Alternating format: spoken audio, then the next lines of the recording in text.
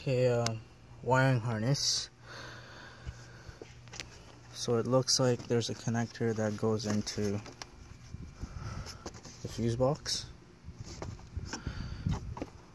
Try to take this off.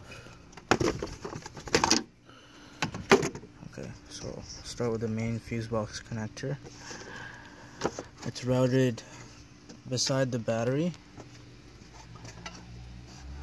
and then the positive terminal for the battery goes in through the hole for the battery case, and then ECU connectors.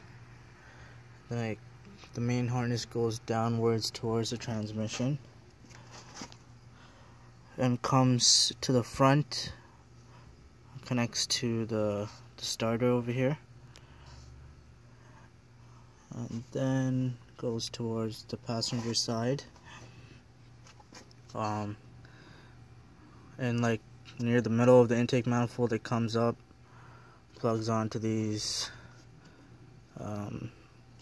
intake solenoids,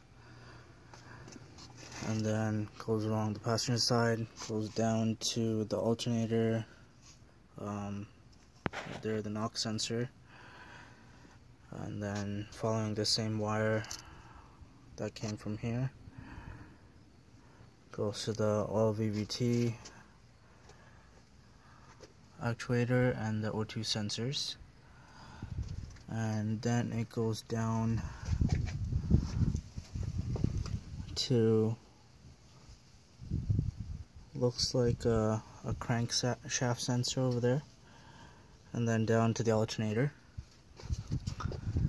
coming back to the driver's side, this main harness where the coil pack and injector wires harness connects to.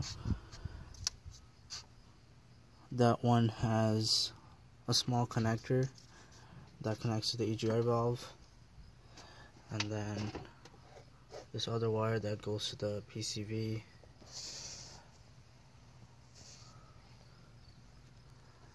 and then the coil packs,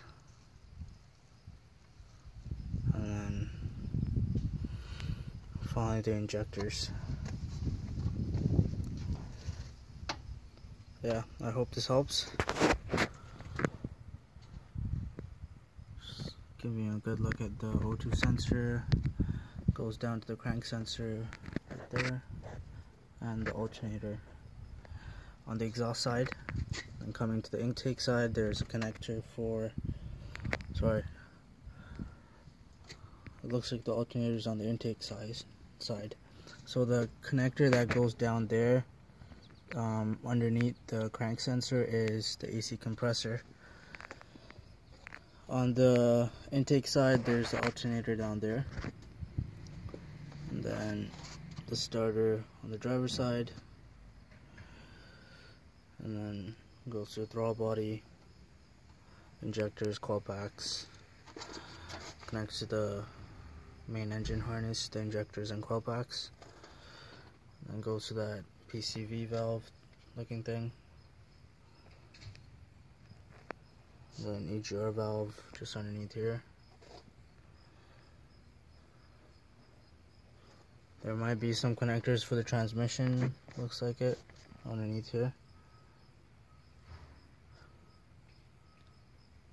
And finally ECU to the battery,